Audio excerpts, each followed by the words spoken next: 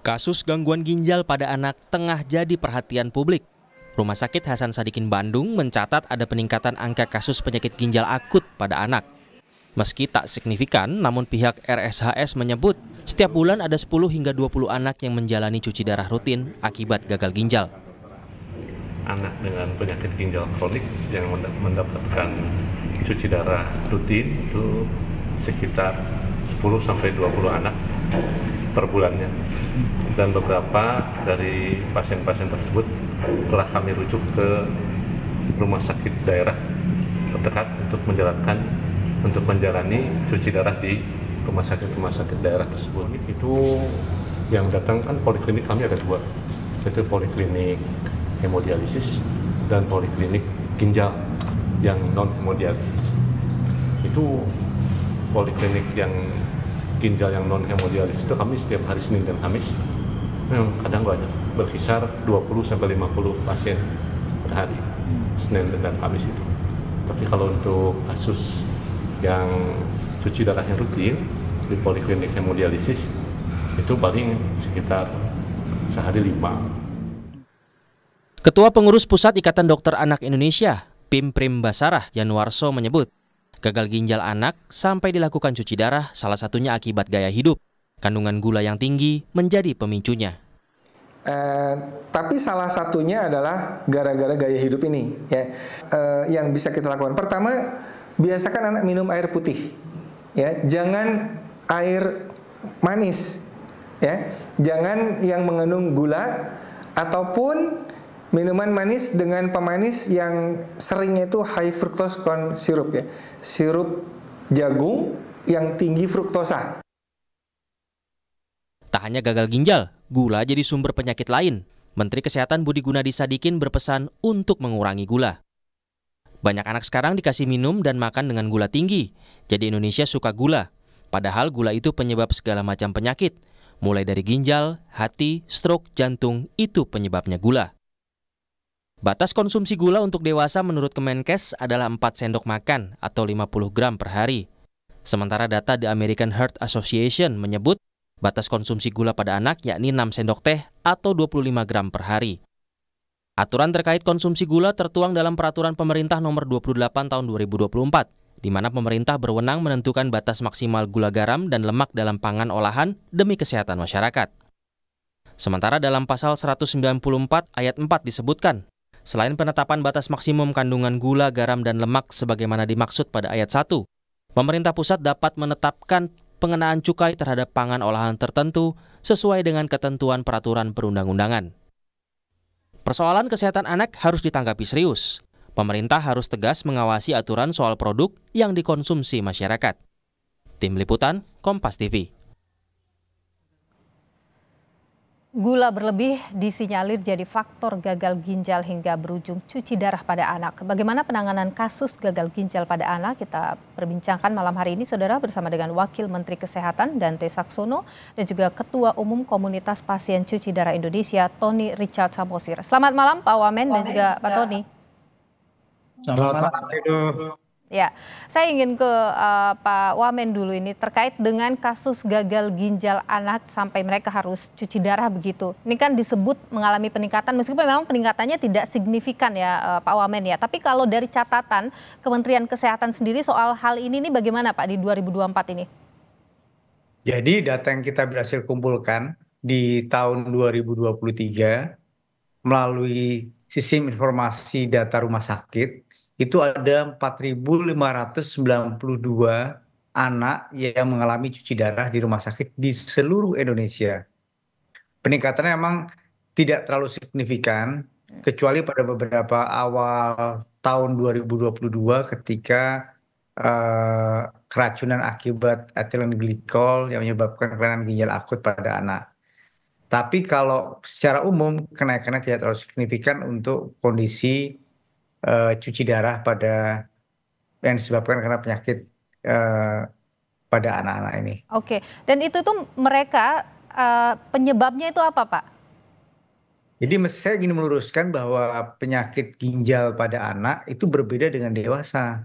Kalau penyakit ginjal pada dewasa penyebabnya hipertensi dan diabetes. Sedangkan penyakit ginjal pada anak, penyebab utamanya adalah kelainan bawaan yang pertama. Kemudian yang kedua adalah penyakit peradangan pada ginjal atau glomerulonefritis. Kemudian yang ketiga adalah penyakit infeksi. Kemudian yang keempat adalah penyakit autoimun. Jadi berbeda nih Oke. untuk dengan penyakit ginjal pada dewasa. Oke, dan kalau disebutkan bahwa selama ini soal konsumsi gula dan sebagainya, apakah itu juga Pak menjadi salah satu hal yang menyebabkan tingginya anak-anak mengalami penyakit ginjal ini, gagal ginjal ini? Tidak, Hmm. konsumsi gula pada anak-anak itu tidak serta-merta langsung menyebabkan peningkatan kasus cuci darah pada anak-anak. Tapi kalau dikonsumsi gulanya kadarnya tinggi, akan meningkatkan obesitas. Dan obesitas pada anak tersebut akan menyebabkan anak tersebut gampang untuk menjadi penyakit diabetes di kemudian hari ketika dia sudah dewasa. Oke, jadi Bukan pada anak-anak. Kelainan ginjalnya nanti akan terjadi setelah dia dewasa. oke, baik. Saya ingin ke Pak Tony dulu. Pak Tony, kalau dari pengalaman Anda sejauh ini, pasien termuda harus melakukan cuci darah karena gagal ginjal ini Anda temui usia berapa, Pak Tony?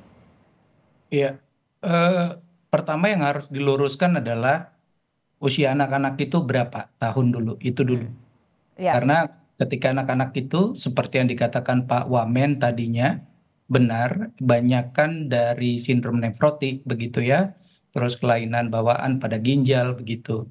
Nah, yang perlu digarisbawahin kalau yang sudah dialisis itu bayi pun ada begitu, yang usianya 1 tahun pun ada begitu, itu karena kelainan ginjal bawaan.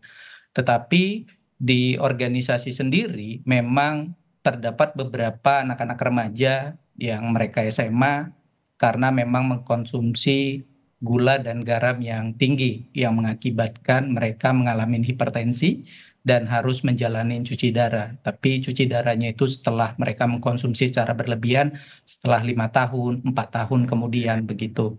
Nah, hari ini pun saya bertemu dengan seorang apa namanya yang sudah beranjak ini ya, sudah lepas dari remaja, tapi pada masa kecilnya dia tidak pernah minum air putih begitu. Ya, dia terus mengkonsumsi teh begitu ya, yang pada akhirnya dia harus menjalani cuci darah di usia sekitar 21 tahun. Dan tadinya dia mengkonsumsi itu dari tahun 2011. Dia sudah tidak mau lagi minum air putih. Jadi kesukaannya hanya teh, teh, teh, teh seperti itu. Oke, jadi bagaimanapun juga soal gaya hidup ataupun gaya makan gitu konsumsi itu besar sekali mempengaruhi mereka di usia yang masih muda sudah kena gagal ginjal begitu ya Mas Tony ya?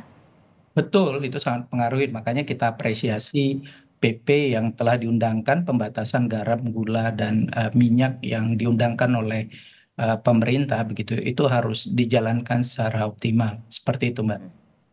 Oke, Pak Wamen, Presiden kan mengeluarkan peraturan pemerintah ya terkait dengan batasan konsumsi gula gitu, batasan konsumsi gula ini. Nah ini apakah muncul karena memang ada, memang lagi concern begitu bicara soal kasus ada kasus gagal ginjal yang begitu banyak, terus kemudian juga konsumsi anak-anak yang tentang gula dan garam yang begitu besar juga atau bagaimana Pak? Ya memang ini sudah kita siapkan beberapa tahun yang lalu untuk melakukan pembatasan pada gula, garam, dan lemak. Oke. Karena tinggi angka yang berkaitan dengan konsumsi makanan-makanan tersebut. Kalau kita lihat bahwa data-data penyakit yang disebabkan karena konsumsi yang berlebihan GGL tadi, gula, garam, dan lemak, itu menyebabkan penyakit pembuluh darah yang tinggi di Indonesia. Angka kematian di Indonesia kira-kira 300.000 angka kematian sebabnya adalah angka stroke. 250.000 angka kematian sebabnya ada penyakit jantung. Dan ini disebabkan karena penyakit yang kita sebut sebagai sindrom metabolik.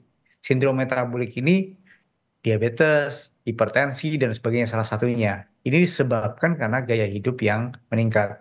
Semua itu akarnya adalah karena konsumsi garam, lemak, dan gula menyebabkan obesitas yang meningkat. Dan kita Oke. melakukan evaluasi angka obesitas di Indonesia semakin lama semakin meningkat. Ini Oke. adalah double burden. Sementara kita menghadapi kelainan pangan, di sisi lain kita menghadapi kelebihan pangan. Oke, tapi Pak Wamen, Kementerian Kesehatan mengakui ya bahwa konsumsi anak-anak ini mengonsumsi gula dan garam yang berlebih itu besar terjadi di Indonesia. Ya, memang konsumsi itu kita lihat bahwa kalau kita lihat jajanan anak-anak itu tinggi, mengandung gula, garam, dan lemak. Kita menghimbau dan melakukan evaluasi supaya ini disosialisasi di masyarakat, supaya anak-anak tidak makan gula, garam, dan lemak yang berlebihan. Supaya Oke. tidak. Oke, Pak Wamen, kalau keluar sudah PP tadi itu, nah ini apakah dipastikan pengawasannya akan benar-benar ketat sampai ke bawah? Karena kan kita tahu Pak Wamen bahwa anak-anak yang mengonsumsi makanan yang tinggi gula dan garam, ini biasanya kebanyakan adalah anak-anak yang dengan orang tua misalnya latar pendidikan yang atau sisi edukasinya yang tidak terlalu tinggi begitu, ataupun strata kehidupan yang tidak tinggi gitu. Kita sedang melakukan persiapan untuk memberikan band di dalam kemasan makanan yang siap saji nantinya. Hmm. Ada warna merah, ada warna kuning, ada warna hijau di setiap kemasan makanan. Warna Oke. merah berarti kandungan GGL-nya tinggi. Oke. Warna pink sudah agak tinggi. Warna hijau aman. Dengan Oke. dengan memberikan band pada makanan yang dikemas tadi, masyarakat akan mengetahui dan bisa memprediksi. Tentu ini peran serta masyarakat juga penting. Dan itu kapan akan diterapkan? Mudah-mudahan sebagai hadiah untuk Hari Kemerdekaan 17 Agustus tahun ini itu akan kita keluarkan. Oke, saya ke Mas Tony. Kalau Anda melihat upaya pemerintah soal ini membatasi ataupun memberikan edukasi pada masyarakat tentang batasan konsumsi gula sampai juga melabeli makanan itu cukup mampu nantinya kira-kira menekan angka anak-anak mengonsumsi gula dan garam berlebih? Iya, yang harus diketahui bahwa terdapat dua penyakit ya yang berujung pada pasien cuci darah begitu, ada hipertensi dan diabetes. Ini penyumbangnya sekitar 70% begitu. Ini data global, data Indonesia juga sama hasilnya begitu. Nah, terkait dengan kebijakan yang dibuat oleh pemerintah, ya edukasi itu harus menjadi bagian integral dari kebijakan ini sebenarnya.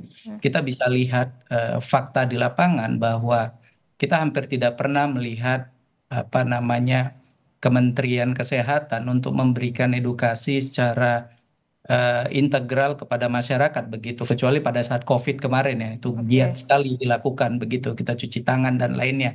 Tapi dalam hal pembatasan gula, garam, dan minyak ini memang perlu dilakukan secara masif begitu. Program sosialisasi yang efektif diperlukan untuk memastikan masyarakat memahami pentingnya mengurangi konsumsi gula dan bagaimana melakukannya dalam kehidupan sehari-hari. Justru ini kita apresiasi dan kita juga dorong pemerintah untuk melakukan penegakan hukum. Jadi bukan hanya sifatnya normatif saja peraturan yang dibuat, tetapi ada penegakan hukum. Karena memang bahaya sekali.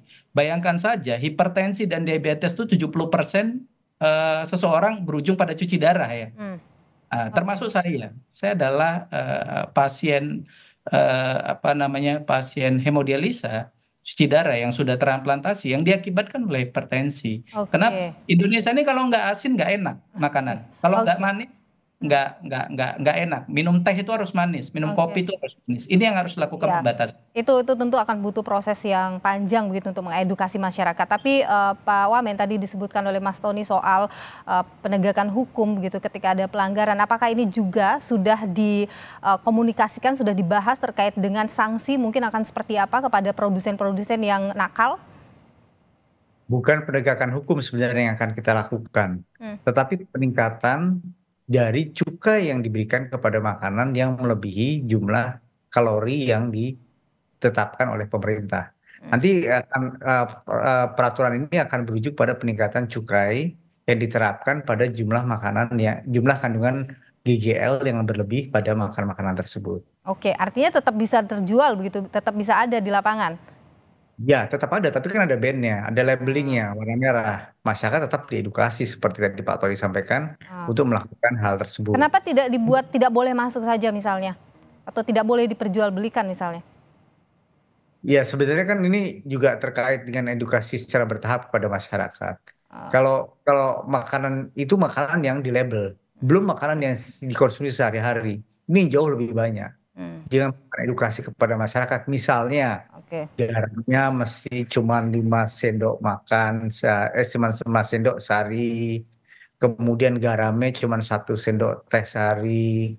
Kemudian lemaknya cuma 5 sendok makan sehari. Itu Oke. lebih efektif edukasi tersebut. Oke, jadi pemerintah fokus pada edukasi pada masyarakat. Terima kasih Pak Wakil Menteri Kesehatan Dante Saxono dan juga Ketua Umum Komunitas Pasien Cuci Darah Indonesia, Bung Tony Richard Samosir sudah berbagi pandangan di Sapa Indonesia Malam. Terima kasih.